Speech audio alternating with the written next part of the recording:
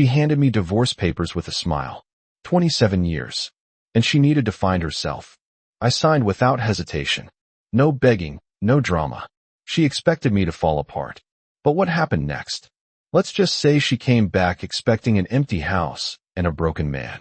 What she found instead made her face go white. Some doors once closed don't open again. My name is Arthur Kingsley. I'm 54 years old. And until 6 months ago, I thought I had my life figured out.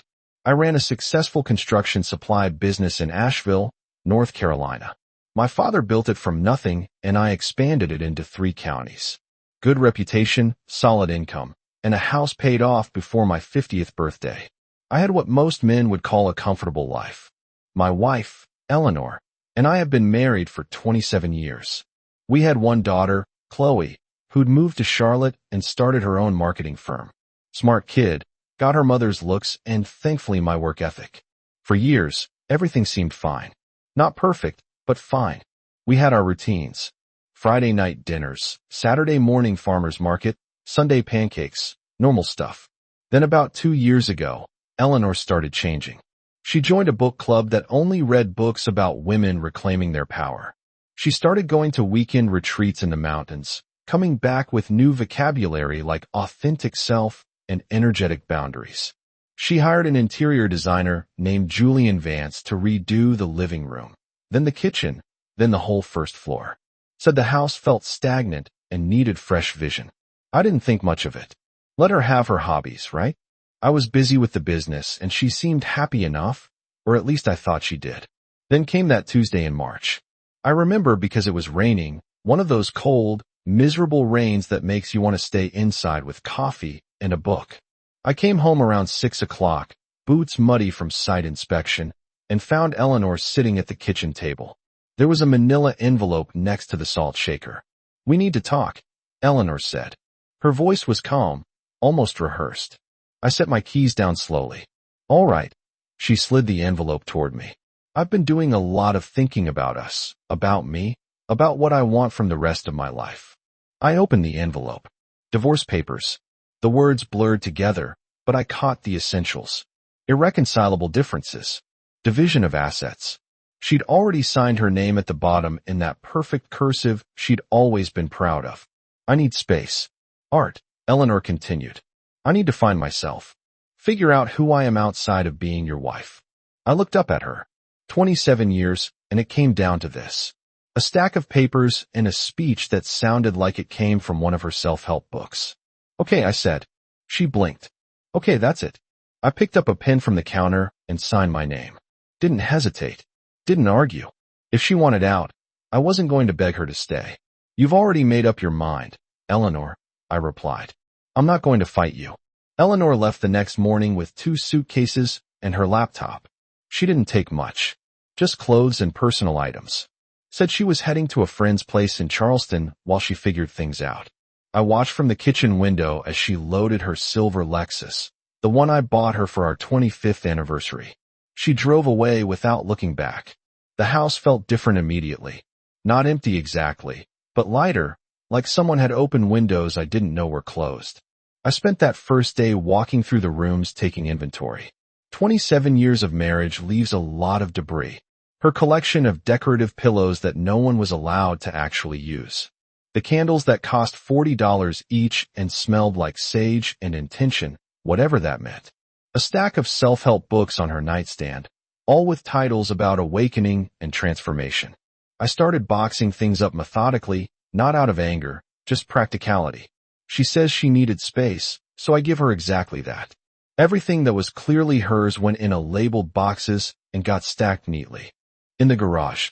Climate-controlled, organized, ready for pickup whenever she got around to it. The second thing I did was call locksmith. Some people might think that's cold, but I saw it differently. She'd chosen to leave. That meant she didn't live here anymore. Simple as that. The house belonged to the Kingsley family trust anyway.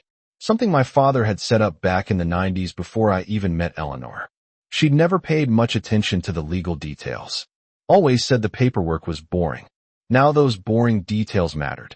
By the end of the week, I moved myself into the guest house out back. My father had built it after his first heart attack. Said he needed a quiet place to escape when the world got too loud. It was small but comfortable with its own entrance, kitchen, and bathroom. Independent utilities separate from the main house. Most people didn't even know it existed, tucked behind the hedge line like it was. I didn't tell Eleanor about the move. Didn't see the point. She sent a text on day 3 asking if I was handling things okay.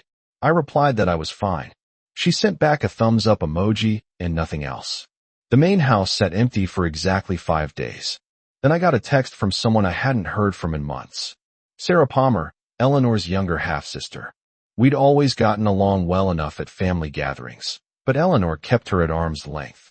Said Sarah was sweet but unfocused and would probably end up living in a van somewhere. Sarah's message was simple. Hey Art, heard about the split. You doing all right? I stare at my phone for a moment, then type back. Yeah, I'm good. Better than expected, actually. Her response came quickly. Want to grab coffee sometime? No pressure. Just checking in. We met 2 days later at a place downtown that served coffee strong enough to wake the dead. Sarah showed up in jeans and a flannel shirt. Her dark hair pulled back in a simple ponytail. She looked tired but steady, like someone who'd learned to carry weight without complaining about it. You look different, Sarah said, sliding into the booth across from me. Different how? I asked. Calmer, she replied. Like you've been holding your breath for years and finally let it out. I thought about that. Yeah, that's about right. After that first coffee meeting, Sarah and I started talking more regularly. Nothing romantic, just two people who'd both been on the receiving end of Eleanor's dismissive attitude. Sarah had stories I'd never heard about growing up in Eleanor's shadow, always being compared and found wanting. Their mother had remarried when Sarah was 8, and Eleanor had never let her forget she was the second family. About 2 weeks after Eleanor left, Sarah showed up at the house unannounced. She was driving a beat-up Honda with a trunk full of cleaning supplies and painting equipment. What's all this? I asked, meeting her in the driveway. You said the main house needs work before you can think about selling it or renting it out, Sarah replied, pulling out a bucket of paint rollers. I figured I'd help. I've got the week off from the clinic anyway. Sarah worked as a physical therapy assistant, something Eleanor had always downplayed as just helping people stretch. But watching her that day, I saw someone who knew how to work. She didn't complain, didn't need constant direction, just rolled up her sleeves and got to it.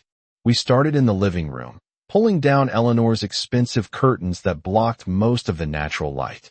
Underneath, the windows were filthy, years of grime nobody had bothered to clean because the curtains hid it. She always cared more about how things looked than how they actually were. Sarah said, scrubbing of the glass. Yeah, I agreed, pulling down another curtain rod. I'm starting to see that. We worked through the afternoon, making more progress than I'd manage alone in 2 weeks. Sarah had this way of making the work feel lighter, cracking jokes about Eleanor's taste in furniture and suggesting we burn the decorative pillows for warmth. By evening, we'd cleared out the living room completely and given it a fresh coat of neutral paint. The space looked bigger, brighter, like it could finally breathe. You should stay, I said as we cleaned up. The spare room's empty and it's getting late. Save you the drive back to Colia. Sarah hesitated. You sure? I don't want to impose. You just spent 8 hours helping me reclaim my house. I replied. That's not imposing. That's friendship. She smiled. All right. But I'm making breakfast tomorrow and we're tackling that disaster of a kitchen. Over the next few days, Sarah kept coming back. She'd show up in the morning with coffee and plans for which room we'd renovate next. The kitchen, the hallway, the main bedroom. Each space got stripped of Eleanor's influence and rebuilt into something functional and honest. People in town started noticing. The mailman asked if I had family visiting.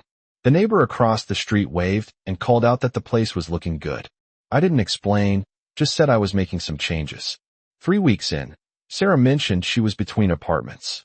Her lease was ending and she hadn't found anything affordable yet in Columbia. Stay here, I said. It wasn't a question, just an obvious solution. Guest rooms sitting empty. And you've put more work into this place than anyone. Seems fair. Sarah looked at me carefully. Art, are you sure? What about Eleanor? What about her? I asked. She left. This isn't her house anymore. Never really was. Sarah moved in the following weekend with just 2 suitcases and a box of books. No drama, no grand statements, just quiet occupation of a space that needed someone who appreciated it. Having Sarah in the house changed everything. Not in some dramatic, earth-shattering way, but in small, steady improvements that added up. She woke up early and made real coffee, not the fancy espresso nonsense Eleanor used to insist on. She cooked actual meals instead of photographing salads. She laughed at my jokes and didn't treat every conversation like a performance. We fell into an easy routine. Mornings, we'd have coffee on the back porch and plan the day's projects. Sarah would head to work at the clinic and I'd handle business at the warehouse.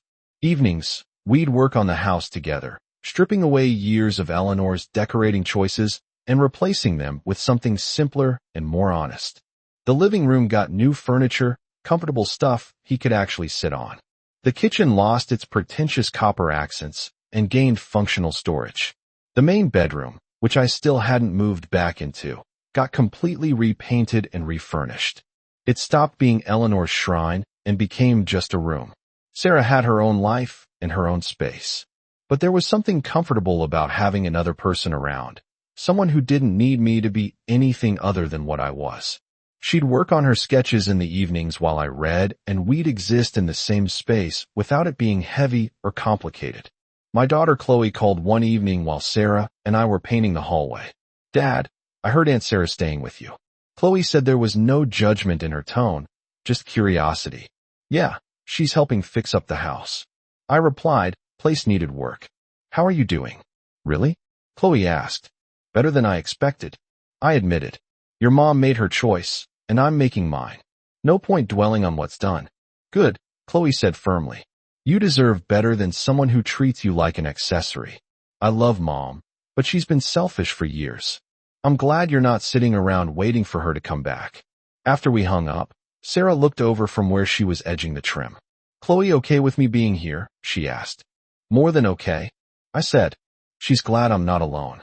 Sarah nodded, returning to her work. "For what it's worth, Art, I'm glad too. This place is starting to feel like a home instead of a museum." She was right. The house was transforming, and so was I. The weight I'd been carrying for years, trying to make Eleanor happy, trying to be enough, had lifted. I wasn't trying to please anyone anymore. I was just living, and it felt good.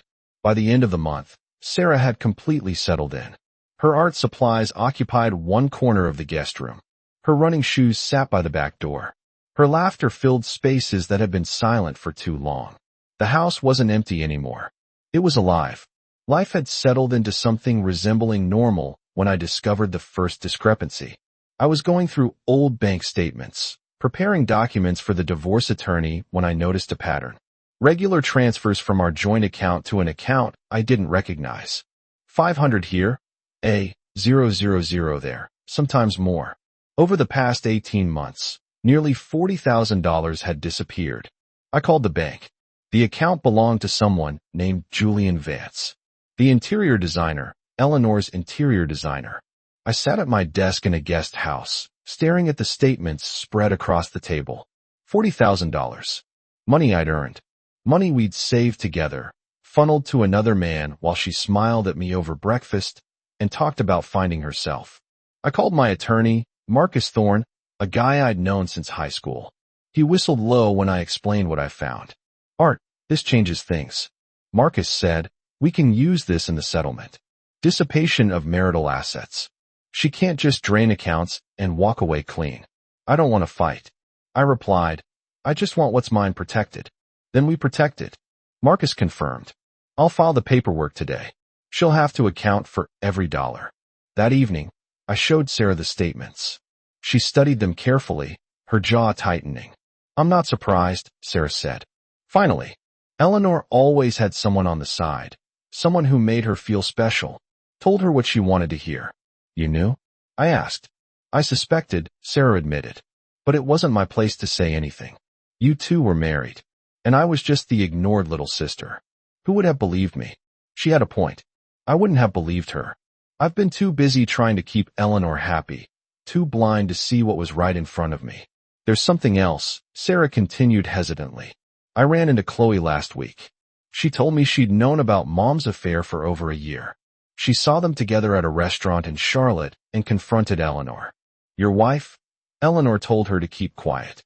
Said it was complicated and that you wouldn't understand. The betrayal cut deeper than I expected.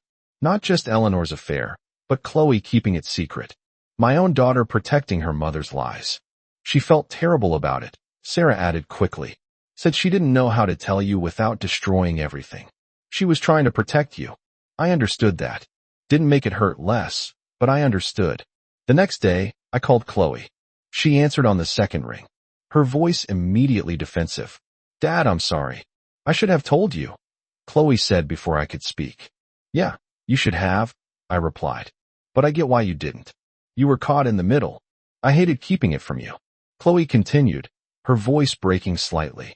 But Mom said if I told you, it would ruin everything. She said she'd end it. That it was just a phase. It wasn't a phase, Chloe. I said quietly. It was a choice. One she made repeatedly. We talked for an hour. Chloe cried, apologized, explained how torn she'd felt. I didn't blame her. She'd been put in an impossible position by her mother, and she'd done what she thought was best. That's all any of us can do. When I hung up, Sarah handed me a cup of coffee and sat down across from me at the kitchen table. You all right? Sarah asked. I will be, I said. Just processing. For what it's worth, Sarah said carefully. You're handling this better than most men would. You're not lashing out or falling apart. That takes strength. I wasn't sure about strength. I just knew that staying angry wouldn't change anything. Eleanor had made her choices, stolen money, lied to our daughter, and walked away like none of it mattered. All I could control was how I responded, and I chose not to let it destroy me. Eleanor showed up unannounced on a Saturday morning. I was in the workshop behind the guest house building shelf for Sarah's art supplies when I heard her car in the driveway. I set down my drill and walked around front wiping sawdust off my hands. She stepped out of her Lexus wearing expensive yoga clothes and oversized sunglasses. She looked thinner, more angular, like she'd been subsisting on green juice and validation. Art, we need to talk, Eleanor announced, pulling off her sunglasses. About what? I asked, staying where I was. About the house, about our things. About moving forward properly, Eleanor explained, her tone suggesting she'd rehearsed this. Everything's been handled, I replied. Your belongings are boxed in the garage. Your attorney has all the documents.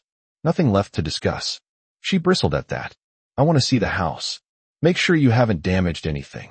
The house is fine, I said evenly. Better than fine, actually. Before she could respond, the front door opened. Sarah stepped out wearing paint-splattered jeans and one of my old work shirts, her hair tied back with a bandana. She was carrying a paintbrush and looked completely at home. Eleanor froze. Her face went through several expressions in rapid succession. Confusion, recognition, disbelief, then something that looked like panic. What is she doing here? Eleanor demanded, her voice rising. Sarah lives here now, I said simply. She's been helping fix up the place. Lives here, Eleanor repeated, her voice climbing higher. She's living in my house. It's not your house, Eleanor. I corrected. It never was. The house belongs to the Kingsley Family Trust. Always has. Eleanor's panic transformed into rage. You moved my sister into my home the second I left. That's disgusting, Art. That's manipulative and disgusting. Half-sister. Sarah corrected calmly, leaning against the door frame. And you laugh, Eleanor. You dropped divorce papers and left to find yourself. Remember? Art didn't chase you. He just stopped waiting. Eleanor's face flushed. You always wanted what I had. Even when we were kids, you were always jealous. Always trying to take my place. I don't want your place, Sarah replied, her voice steady. I'm just helping someone who deserves better than what you gave him. Eleanor turned back to me, her expression desperate now. Art, please, we can work this out. I made mistakes, but we can fix this. Just tell her to leave. I looked at her carefully. This woman I'd spent 27 years with, who'd drained our accounts to fund an affair, who'd lied to our daughter, who'd left without a backward glance. And now she was panicking because someone else had filled the space she'd abandoned. No, I said. You made your choice. You wanted space, and I gave it to you. All of it. You're going to regret this. Eleanor hissed. backing toward her car. Both of you will regret this. I don't think so, I replied. But you might want to talk to your attorney about those bank transfers. We found them all. Her face went pale. She opened her mouth, closed it, then got in her car without another word. The tires spun gravel as she reversed out of the driveway and disappeared down the street. Sarah walked over and stood beside me, both of us watching the dust settle. That went well, Sarah said dryly. I laughed despite myself. Yeah, real smooth. She's going to make trouble, Sarah observed. Probably. I agreed. But we've got the truth on our side. That counts for something. Eleanor's attorney filed motions within 48 hours of her visit. She wanted the house, half the business assets, and alimony despite being the one who left. Her lawyer painted me as vindictive and cruel for replacing her so quickly with her own sister. Marcus called me that Tuesday morning, sounding almost amused. Art, she's claiming you violated the sanctity of the marriage by moving Sarah in immediately after she left. Marcus explained her attorney is trying to paint this as adultery. Adultery? I repeated. She's the one who drained 40 grand to fund an affair with her designer. Exactly. Marcus agreed. Which is why this won't work. We've got bank records, timestamps, witness statement from the designer's ex-wife, who confirmed the affair started 2 years ago. Eleanor doesn't have a leg to stand on. The court date arrived 3 weeks later. I wore a suit, sat quietly, and let Marcus handle the talking. Eleanor showed up in all black, playing the wounded victim. Her attorney argued that I'd emotionally abandoned her, that I'd planned to replace her with Sarah all along, that the house should be hers as compensation for years of emotional neglect. Then Marcus presented the evidence. Bank statements showing systematic transfers to Julian Vance. Text messages Chloe had provided showing Eleanor admitting to the affair. Testimony from neighbors who'd seen Julian's car in our driveway on days I was at work. The judge, a stern woman in her 60s named Judge Evelyn Moss, reviewed everything carefully. Then she looked over her glasses at Eleanor. Mrs. Kingsley, you depleted marital assets to fund an extramarital affair, then abandoned the marriage, claiming you needed space. Judge Moss said flatly, and now you're demanding the family home and support from the man you betrayed. Is that accurate? Eleanor's attorney started to speak, but the judge raised her hand. The home belongs to a family trust established before your marriage. Judge Moss continued, you have no legal claim to it. Furthermore, the dissipation of assets will be accounted for in the final settlement. You'll be responsible for repaying half of what you transferred, roughly $20,000. Eleanor's face went pale. Her attorney whispered urgently to her, but she just sat there frozen. As for alimony, the judge added, given that you voluntarily left the marriage and depleted marital assets, I see no basis for support. Divorce granted. Division of remaining assets to be calculated minus the amount Mrs. Kingsley must repay.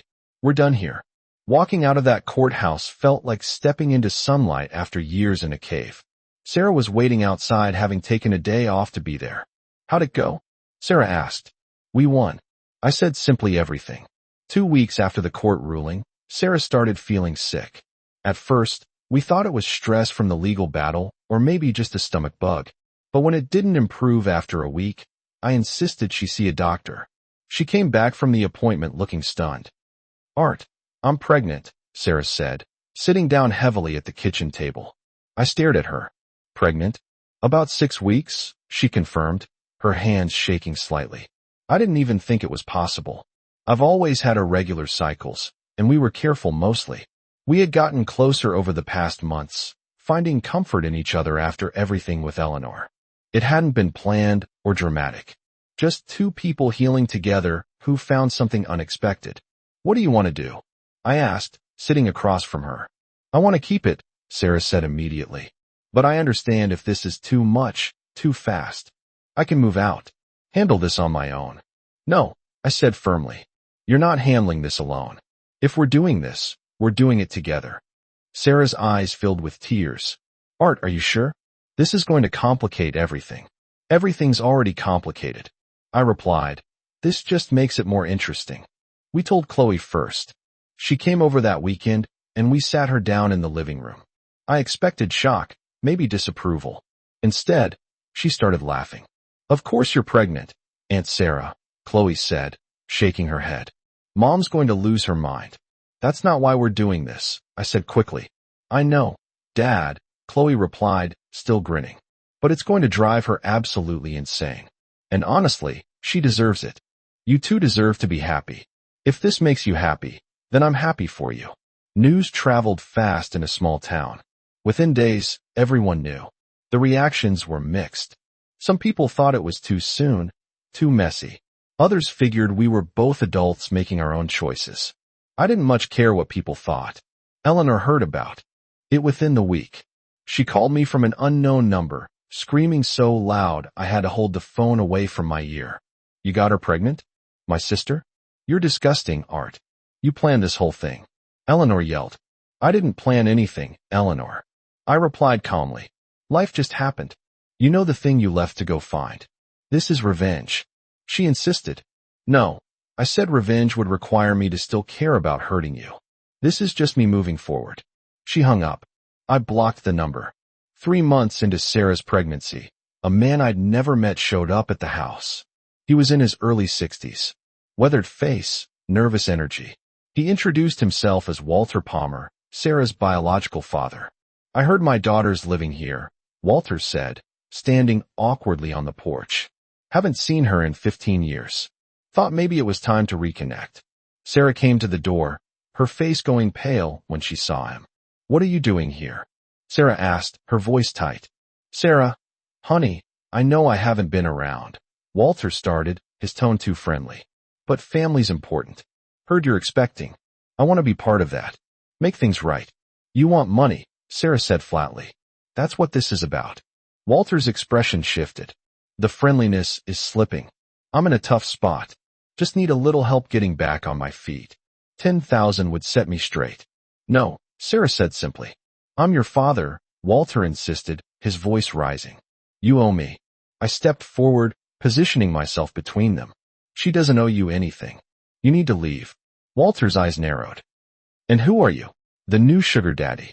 You knocked up my daughter, and now you think you can shut me out. I think you abandoned her when she was 17, I replied calmly. And now you show up looking for a handout. That's not family. That's opportunism.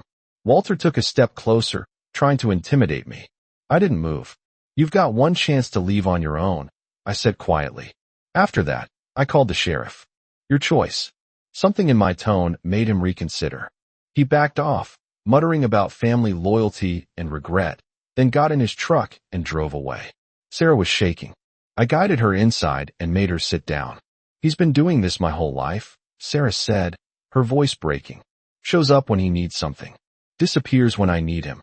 I thought I was done with it. You were done with it, I said firmly. He's not getting near you or our child. I'll make sure of that. 2 days later, Walter tried again, this time showing up at Sarah's work. Security escorted him out, and I filed a restraining order that afternoon. The judge granted it immediately after hearing Sarah's history with him. Meanwhile, Eleanor had been making noise through mutual friends, claiming I'd stolen her sister and destroyed her life. Most people ignored her, but she managed to get to Chloe's grandmother, my ex-mother-in-law, who called demanding answers. You got Sarah pregnant to hurt my daughter, she accused. No, I got Sarah pregnant because we're in a relationship and life happened. I replied. Eleanor made her choices. I'm making mine. She hung up on me. I didn't care. The people who mattered understood what was really happening. Everyone else could believe whatever they wanted. 8 months after Eleanor left, Sarah gave birth to a healthy baby boy. We named him Samuel after my father. Holding him in the hospital, watching Sarah exhausted but smiling, I realized something profound.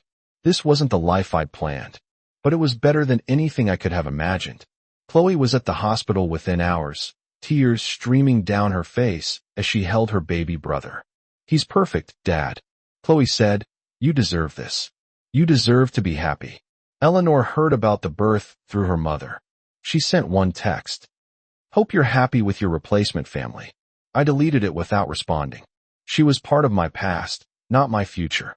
The divorce settlement finalized 2 weeks later. Eleanor got half of our liquid assets minus the $20,000 she owed for the money she'd stolen. She kept her car, and her personal belongings. I kept the house, the business, and my peace of mind. The trust structure my father had established protected everything that mattered. Julian Vance, her designer lover, had apparently moved on to another wealthy client. Eleanor was living in a small apartment in Charleston, posting inspirational quotes about resilience and starting over. I didn't follow her social media, but Chloe kept me updated. Mom's telling people she left an abusive situation. Chloe reported during one visit that you controlled her financially and emotionally. Let her tell whatever story she needs to tell, I said, watching Samuel sleep in his bassinet. The truth's in the court records if anyone cares to look. Sarah and I settled into a routine. She went back to work part-time after maternity leave, and I adjusted my schedule to help with Samuel. The house that had once been a showcase for Eleanor's ego became a real home, filled with baby toys and laughter and the comfortable chaos of actual living. Walter tried contacting Sarah once more 6 months after Samuel was born. A letter arrived requesting money and visitation rights as a grandfather. Sarah's attorney responded with a copy of the restraining order and a cease and desist. We never heard from him again. 15 months after Eleanor dropped those divorce papers on my kitchen table, I was sitting on the back porch with Sarah, watching Samuel take his first wobbly steps across the grass.